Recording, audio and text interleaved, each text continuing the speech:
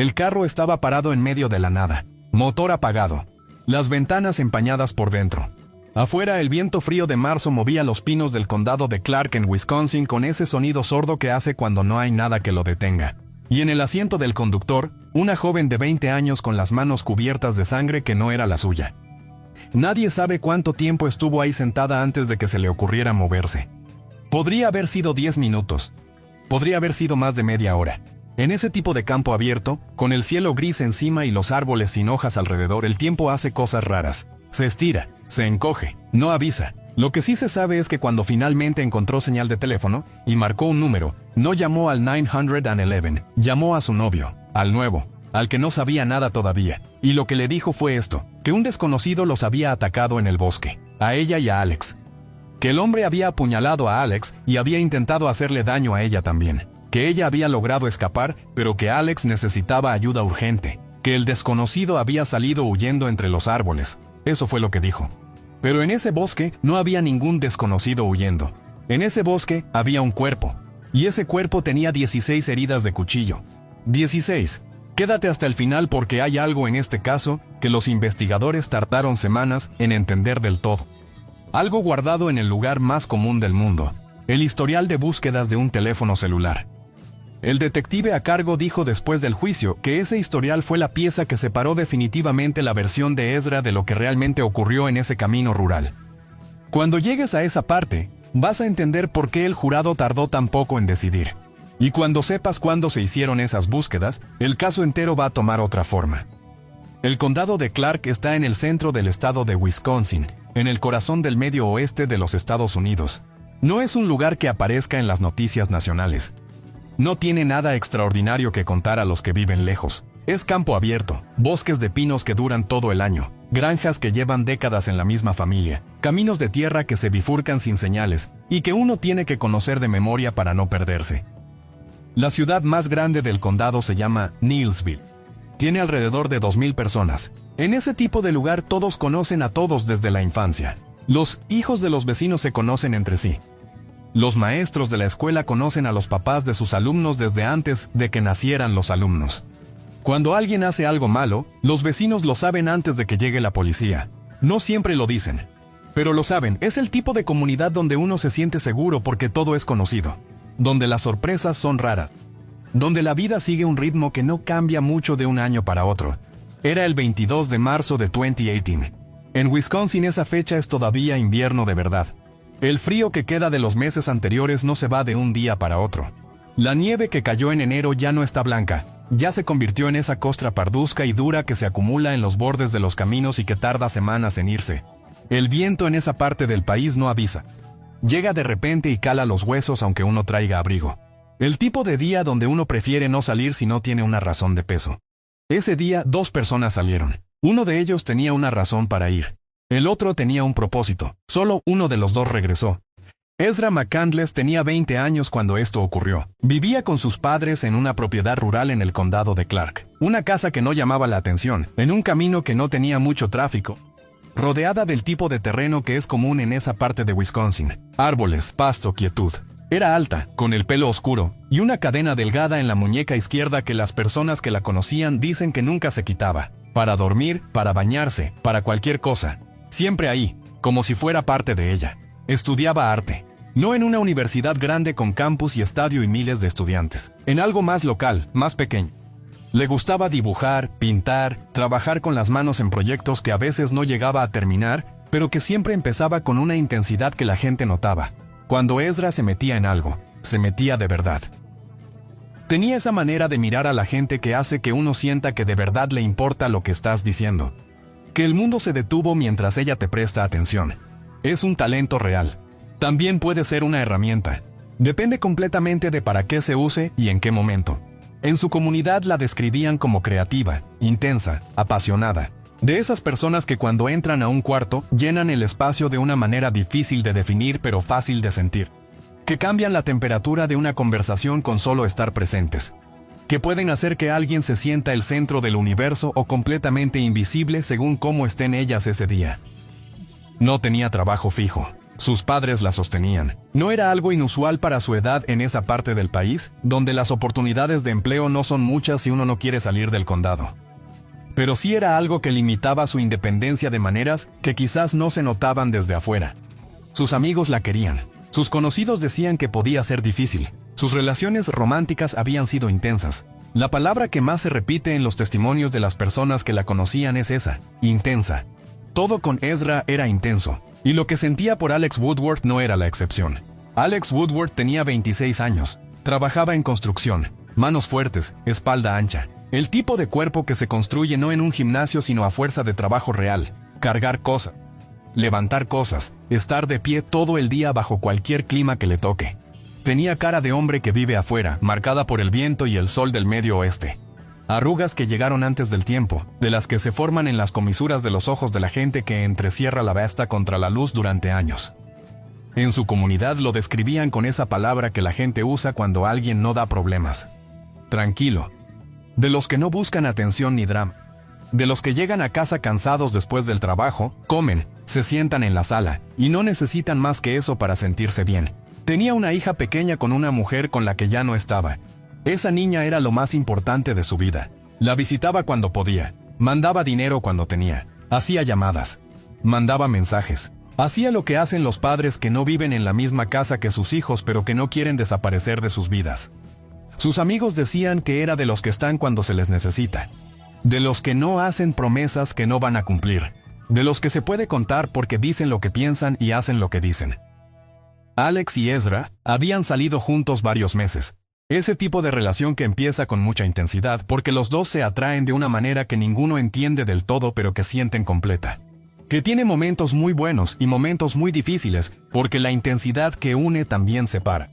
Que termina dejando en los dos cosas que tardan tiempo en sanar. Habían terminado. Pero terminar una relación y cerrarla son dos cosas completamente distintas. Y en el caso de Ezra McCandless, una de esas cosas nunca pasó. Cuando una relación se rompe y una persona ya está del otro lado y la otra sigue en el mismo lugar donde todo empezó, ahí es donde empieza el problema real. El que no tiene nombre bonito pero todo el mundo reconoce si lo ve de cerca. Ezra tenía un nuevo novio. Se llamaba Chase. Era joven, de una edad cercana a la de ella, y la quería de verdad. No sabía, no podía saber todavía, en qué historia se había metido sin querer. Pero aunque Ezra durmiera en otra cama y saliera con Chase y tuviera en apariencia otra vida, Alex Woodward no había desaparecido de su cabeza. Seguía ahí, ocupando un espacio que no estaba dispuesto a desocupar aunque nadie lo invitara a quedarse. Le escribía mensajes, buscaba pretextos para contactarlo. A veces Alex contestaba, cortés pero distante. Con esa manera de responder que tienen las personas que ya cerraron algo y no quieren ser groseros, pero tampoco quieren abrir de nuevo lo que cerraron. A veces no contestaba, y el silencio era peor que cualquier respuesta. El silencio de Alex dejaba espacio para que la imaginación de Ezra lo llenara sola. Y esa imaginación, según lo que los investigadores reconstruyeron después con los mensajes de texto y con los testimonios de personas que conocían bien, no llenaba esos silencios con cosas tranquilas, ni con pensamientos fáciles de dejar pasar.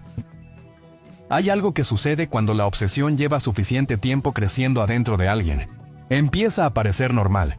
Y eso es lo más peligroso. Los pensamientos que al principio llegaban solos y provocaban incomodidad, con el tiempo se integran. Se vuelven parte del paisaje mental. Dejan de sentirse como algo extraño, como una señal de alarma que hay que atender. Empiezan a sentirse simplemente como parte de lo que uno es, como el fondo de todo lo demás. Ezra pensaba en Alex cuando se despertaba por la mañana, antes de abrir los ojos. En ese momento entre el sueño y la vigilia donde el cerebro todavía no ha ordenado bien lo que es real y lo que no. Alex aparecía ahí. Pensaba en él cuando desayunaba, cuando iba a clases, cuando estaba con Chase en medio de una conversación completamente ordinaria sobre algo completamente distinto. El pensamiento aparecía de repente en algún rincón de la mente y ya no se iba. ¿Qué estará haciendo ahora mismo? ¿Con quién estará? ¿La ha olvidado ya del todo? ¿Piensa en ella aunque sea de vez en cuando? ¿Por qué no llama? ¿Por qué actúa como si lo que tuvieron no fue importante para él? Esas preguntas que uno hace al principio de una separación, y que con el tiempo deberían ir espaciándose, haciéndose menos frecuentes, perdiendo fuerza. En el caso de Ezra no perdieron fuerza. Se hicieron más frecuentes, más intensas, más presentes. Y después de las preguntas vino otra cosa, la rabia. La rabia de sentirse dejada sin razón suficiente. de sentir que uno fue reemplazado por el silencio, de ver que la vida del otro siguió adelante y la propia se quedó atorada en el mismo lugar, que eso es profundamente injusto, que alguien tiene que responder por eso de alguna manera. Esa rabia también crece, también se normaliza, también empieza a formar parte del fondo de todo.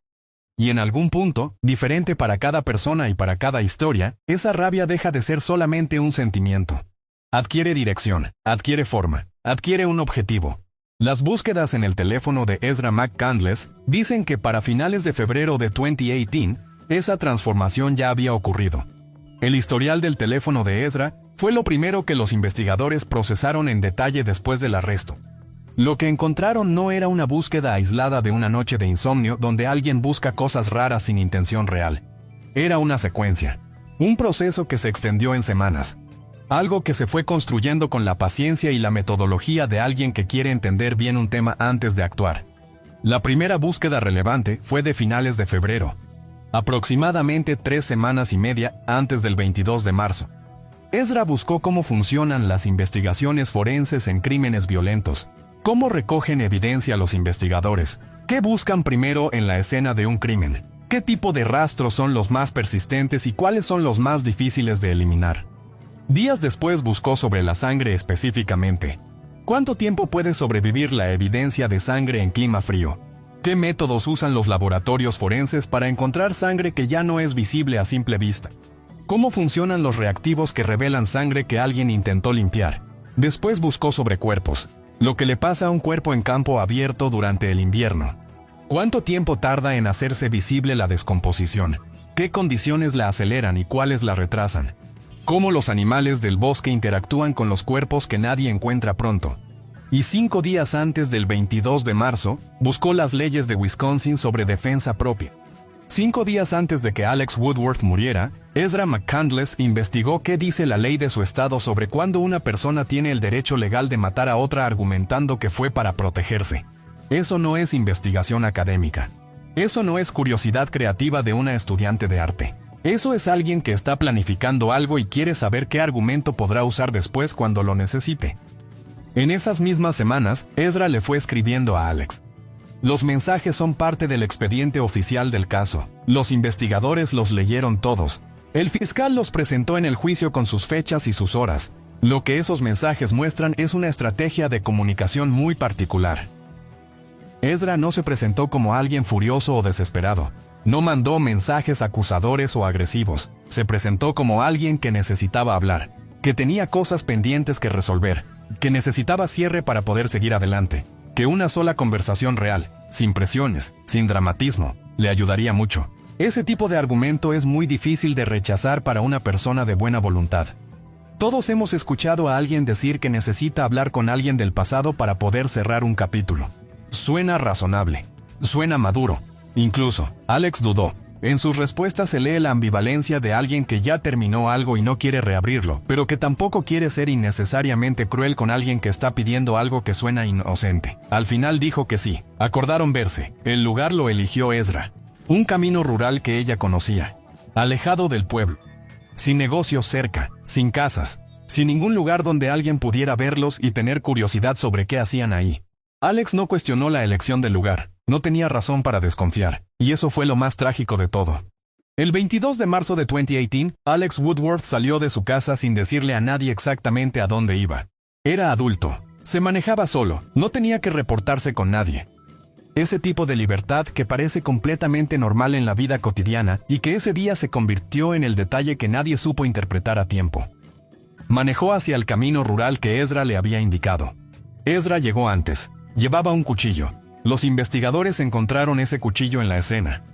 Lo analizaron en el laboratorio con todos los procedimientos disponibles. Lo fotografiaron desde cada ángulo. Documentaron la longitud de la hoja, el tipo de filo, el estado del mango, los residuos biológicos en la superficie. Y analizaron las huellas. Las únicas huellas digitales en el mango de ese cuchillo pertenecían a una sola persona.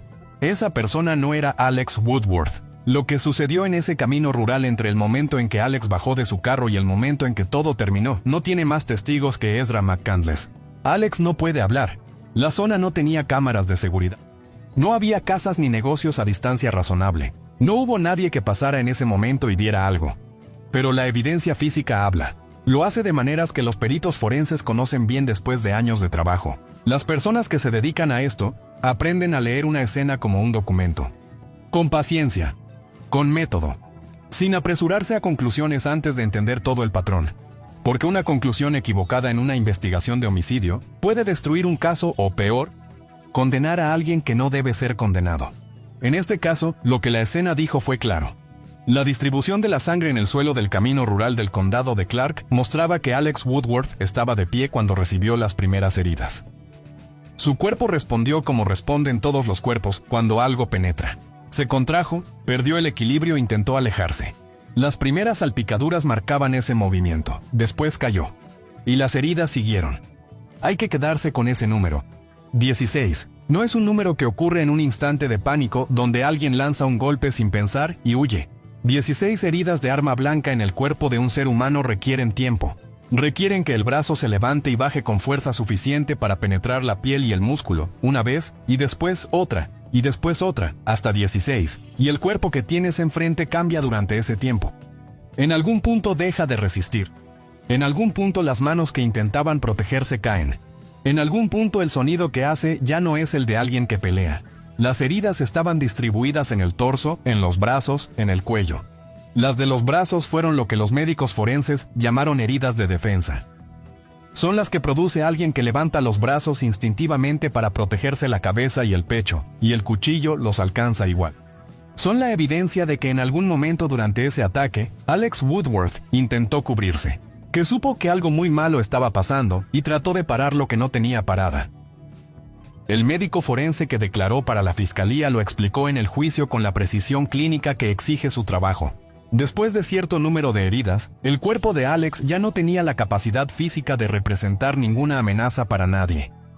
Que las heridas que vinieron después de ese punto fueron infligidas sobre un hombre que ya no podía defenderse. La causa de la muerte fue pérdida masiva de sangre por múltiples heridas penetrantes. Alex Woodworth tenía 26 años. Tenía una hija que iba a crecer sin conocerlo.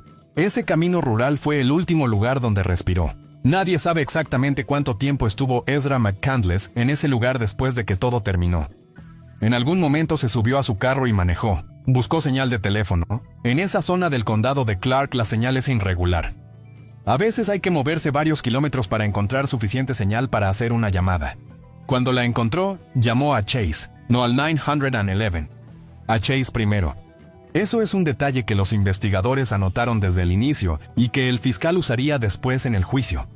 Cuando alguien acaba de sobrevivir un ataque real, cuando está en estado de shock genuino y aterrado, el instinto suele ser llamar a emergencias. O no poder marcar nada porque el temblor en las manos y la confusión en la cabeza no dejan. Llamar primero a la persona que más te conviene tener informada, antes de que llegue nadie oficial. Requiere un grado de control que el pánico real generalmente no permite. Le dijo a Chase que un desconocido los había atacado en el bosque. Que el hombre había herido a Alex y había intentado hacerle daño a ella también. Que ella había escapado pero que Alex seguía en el bosque y necesitaba ayuda urgente. Chase entró en pánico. Preguntó si ella estaba bien. Preguntó dónde estaba. Preguntó si el hombre seguía cerca. Ezra contestó las preguntas con una calma que Chase describió después como algo que lo desconcertó, aunque en ese momento no supo qué hacer con esa incomodidad. Después llamó al 911. Los primeros oficiales del sheriff llegaron al área y encontraron a Ezra en su carro. Tenía heridas en las manos y los antebrazos. Cortes superficiales en las palmas, en los dedos, en el antebrazo, sangre en la ropa. Los paramédicos la revisaron en el lugar. Las heridas eran reales, pero superficiales, del tipo que los médicos conocen bien. Laceraciones en zonas que corresponden a lo que se produce cuando alguien agarra la hoja de un cuchillo sin protección. O cuando en una lucha el arma resbala y corta al que la sostiene. También del tipo que alguien puede producirse a sí mismo deliberadamente con suficiente cuidado. Los médicos no afirman eso. No lo descartan. Lo registran. Y la investigación sigue. Los oficiales le pidieron a Ezra que les contara qué había pasado. Y Ezra contó la historia del desconocido. Con algunos detalles pero con huecos importantes. La descripción del hombre era vaga. La dirección en que huyó, señalada con un gesto amplio hacia el bosque. Si tenía carro o había llegado a pie. Ezra tardó en responder. Los oficiales y los perros rastreadores se internaron en el bosque. Encontraron a Alex Woodworth. Ya no había nada que hacer. El área fue acordonada esa tarde y los peritos trabajaron hasta que se fue la luz, y después con lámpara, hasta que terminaron. Mientras eso pasaba, Ezra seguía hablando con los investigadores. Y la historia había cambiado. Ya no era el desconocido el que había atacado a los dos. Ahora era Alex. Alex había cambiado de actitud de repente cuando llegaron al lugar. Alex había sacado un cuchillo. Alex la había amenazado. Ella había intentado alejarse y él la había seguido. Ella no había querido hacerle daño. Solo quería que parara. No sabía cuántas veces lo había golpeado porque el pánico no la dejaba pensar. Los investigadores escucharon esa segunda versión con la misma atención con que habían escuchado la primera, y cuando la compararon, tomaron su decisión. Esa noche, en el hospital donde Ezra estaba siendo atendida, llegaron los oficiales con una orden de arresto. Ezra McCandless fue detenida el 22 de marzo de 2018, el mismo día que murió Alex Woodworth. Se la llevaron sin palabras adicionales. Sin resistencia, sin escena. Pero antes de irse dijo algo a Chase. Le dijo que había cosas sobre Alex que Chase no sabía. Que Alex no era la persona que parecía ser. Solo eso, sin más detalle. Chase no entendió en ese momento qué quería decir. Lo repitió meses después, en el estrado de un juzgado, con esa cara de alguien que todavía está tratando de entender en qué historia se metió. La sala de interrogatorios del departamento del sheriff del condado de Clark tiene paredes grises, mesa metálica, sillas de plástico que se ponen incómodas después de una hora larga, una cámara en la esquina superior derecha, cuya luz roja parpadea cada 10 segundos, recordándole a todos que lo que pasa ahí queda registrado. La luz fluorescente del techo no tiene temperatura ni color. Aplana todo. Hace que las 11 de la noche se vean igual que las 11 de la mañana. Que el cansancio y el nerviosismo se mezclen y sean indistinguibles. El detective asignado al caso entró con su libreta y un vaso de café que ya estaba frío. Se sentó frente a Ezra y la miró un momento antes de hablar. Ezra tenía las manos sobre la mesa, la cadena en la muñeca izquierda, todavía ahí. Los ojos abiertos y despiertos. Demasiado despiertos para alguien que, según su propia versión de los hechos, acababa de sobrevivir un ataque violento y llevar horas en estado de shock. El detective empezó de lejos, desde lo que no duele todavía, desde lo que cualquier persona puede responder sin que le cueste nada. ¿Cómo se conocieron? ¿Cuándo empezaron a salir? ¿Cuánto tiempo estuvieron juntos? ¿Cómo terminó? Ezra contestó todo con fluidez, sin dudar en ningún punto. Con el tipo de detalle que tiene alguien que recuerda bien o que ya pensó lo que va a decir antes de que le pregunten. El detective escuchó, asintió, tomó notas, no interrumpió, dejó que hablara. Así se trabaja. Cuando llegaron a la parte del encuentro, el detective le preguntó quién había propuesto el lugar. La primera pausa real de la noche, menos de un segundo, pero medible, visible. Ezra dijo que habían acordado entre los dos. El detective anotó, siguió. ¿Qué pasó cuando llegaron al lugar? Y vino la segunda versión de la historia, sin el desconocido. Ezra la contó con detalle bien manejado. El cambio de actitud repentino de Alex, el cuchillo que sacó, el intento de alejarse, la persecución, la pelea, el miedo que no le dejaba pensar. El detective escuchó todo hasta el final sin interrumpir una sola vez. Y cuando Ezra terminó de hablar, el detective hizo una pregunta, una sola. ¿El cuchillo era de Alex o era de usted? Silencio. Más largo que el anterior. Ezra dijo, era de Alex. ¿Está completamente segura de eso? Pausa. Sí. El detective asintió, escribió algo en su libreta. Pasó a otro tema como si la respuesta fuera suficiente por ahora. Pero esa pausa estaba grabada, ese video existía, y ese video llegaría al juicio. A la mañana siguiente, el laboratorio procesó el cuchillo. Las huellas digitales en el mango pertenecían a una sola persona, a Ezra McCandless. No había huellas de Alex Woodworth en ese cuchillo, ninguna. El teléfono de Ezra fue procesado con una orden judicial. Los técnicos tardaron días. Descargaron todo, mensajes, historial de llamadas, y el historial completo de búsquedas de Internet. Cuando el detective recibió ese reporte, lo leyó 2 veces seguidas. Después llamó al fiscal de distrito. Lo que el fiscal leyó en el juicio, una búsqueda por una, con fechas exactas, produjo un silencio en la sala que duró casi 1 minuto. Investigaciones forenses en crímenes violentos. 3 semanas y media antes. Sobrevivencia de sangre en clima frío. 19 días antes. Cómo eliminar evidencia en un crimen. 16 días antes. Descomposición de cuerpos en invierno y campo abierto. 12 días antes. Planear un crimen sin dejar rastro. 9 días antes. Leyes de defensa propia en Wisconsin. 5 días antes. 5 días antes de que Alex Woodworth muriera. Ezra McCandless buscó qué dice la ley de su estado sobre cuándo una persona tiene el derecho de matar a otra argumentando que fue en defensa propia. No buscó eso después, cuando necesitaba entender en qué situación legal se encontraba. Lo buscó antes, mientras todavía estaba planificando, buscando qué argumento tendría disponible cuando lo necesitara. Ezra McCandless fue formalmente acusada de homicidio intencional en primer grado. En palabras simples, sin la jerga del juzgado, el fiscal argumentó que ella planeó matar a Alex Woodworth antes de que ocurriera, que eligió el lugar, que llevó el arma, que las búsquedas en su teléfono documentaban semanas de preparación, que las dos versiones diferentes de la historia que dio en el mismo día eran la prueba de que sabía perfectamente lo que había hecho y estaba buscando la versión que mejor la protegiera legalmente. Homicidio intencional en primer grado en Wisconsin es el cargo más grave de homicidio que existe en ese estado. La diferencia con cargos menores está en la premeditación, que se planeó antes de ejecutarse. No fue un arrebato, no fue un accidente que se salió de control. Fue algo decidido con anticipación. La defensa de Ezra lo negó. Dijo que fue defensa propia, que Alex la atacó, que ella reaccionó como reacciona cualquier ser humano en un estado de pánico extremo. Que el número de heridas era el resultado de ese terror, no de premeditación.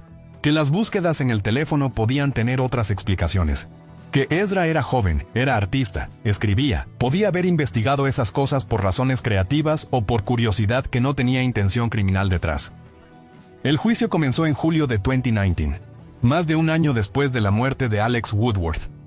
La familia de Alex llegó al primer día del juicio con esa cara que tienen las familias que llevan más de un año cargando algo que ninguna persona debería cargar. Cheryl Woodworth, la mamá de Alex, se sentó en la primera fila de las butacas reservadas para la familia de la víctima, vestida de negro, con las manos juntas en el regazo, con la postura de alguien que se prometió a sí misma que no se iba a romper en público, sin importar lo que escuchara adentro de ese juzgado, aunque por dentro llevara más de un año hecha pedazos. Cheryl había criado a Alex prácticamente sola durante muchos años. Lo había visto crecer, lo había visto convertirse en padre. Había conocido a sus novias, incluyendo a Ezra, en algún momento de esa historia. Había convivido con esa chica de pelo oscuro y mirada intensa que ahora estaba sentada al otro lado del pasillo, con su equipo de abogados alrededor, vestida diferente a como Cheryl la recordaba. El contraste entre los dos lados de ese pasillo era de los que se quedan grabados en la memoria de quienes lo vieron. La hija pequeña de Alex no estaba en el juzgado. Era demasiado chica. Había personas que la cuidaban. Personas que algún día tendrían que encontrar las palabras correctas para explicarle lo que había pasado con su papá, con la esperanza de que esas palabras existieran. Los peritos forenses declararon durante días. El experto de la fiscalía fue el primero. Doctor en medicina forense, más de 2 décadas de experiencia. Habló de manera metódica, con paciencia, explicando los términos técnicos de manera que el jurado pudiera seguirlo. Explicó las heridas.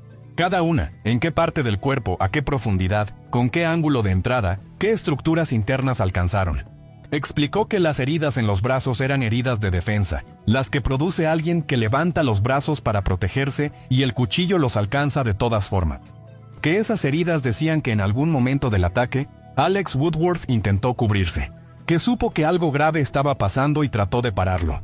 Explicó que la distribución de la sangre en la escena era inconsistente con una pelea entre 2 personas que se agreden mutuamente. Era el patrón de un atacante en posición estacionaria y una víctima que no podía alejarse. Y luego dijo lo que hizo silencio en toda la sala.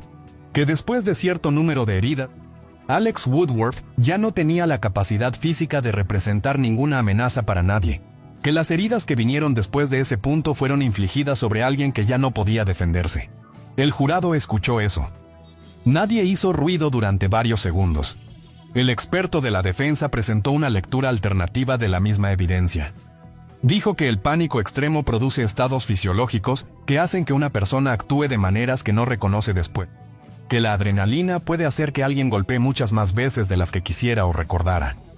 Que la defensa propia no tiene límite racional, cuando el cerebro está en modo de sobrevivencia pura.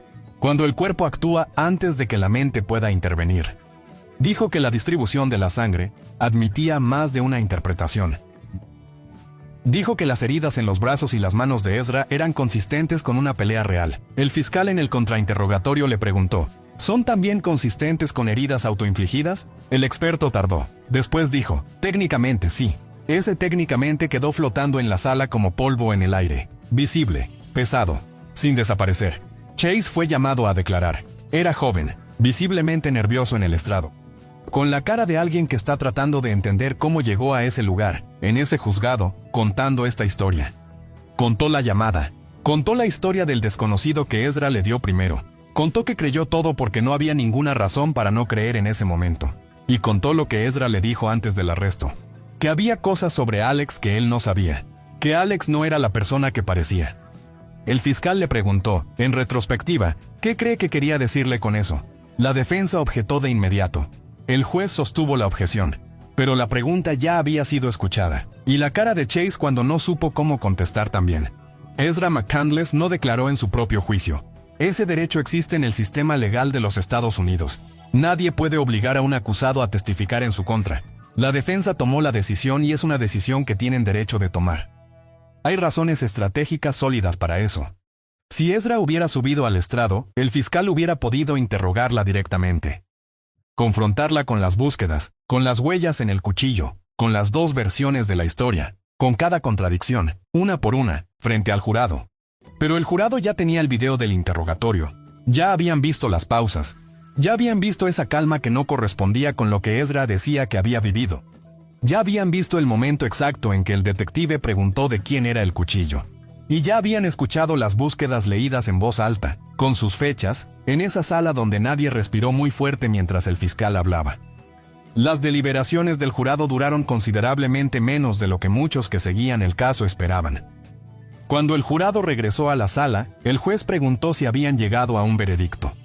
La presidenta del jurado respondió que sí.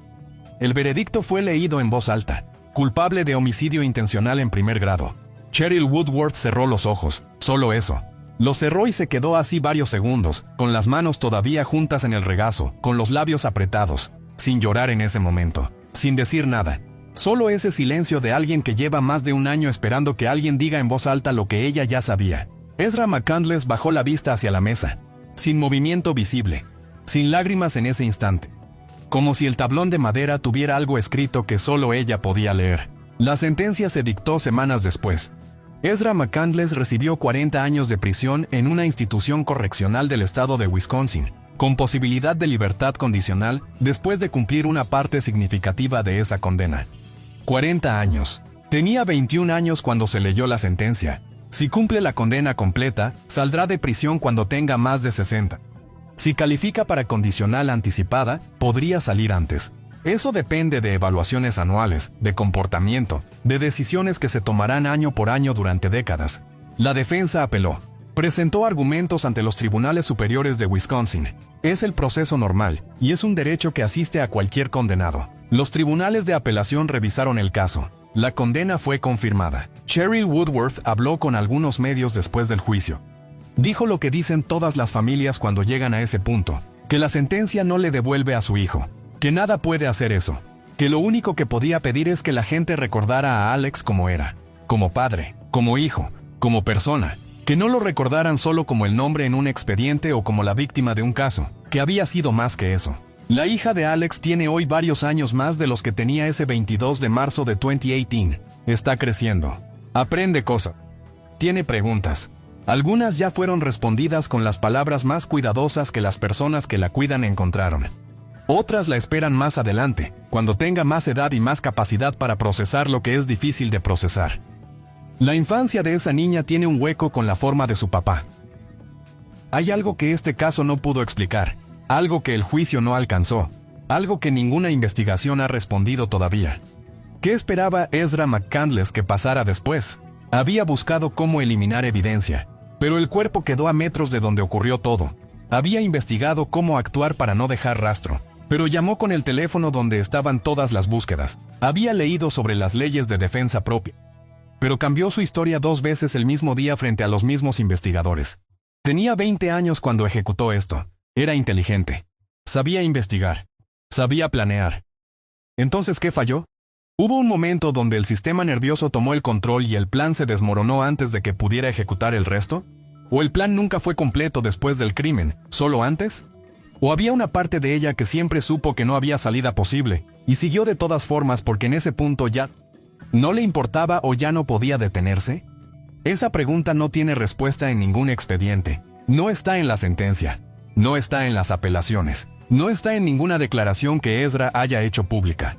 Esa pregunta se queda abierta. Abierta como esa puerta en un pasillo oscuro, que nadie cierra del todo porque cerrarla implicaría aceptar que lo que hay adentro ya no tiene explicación posible.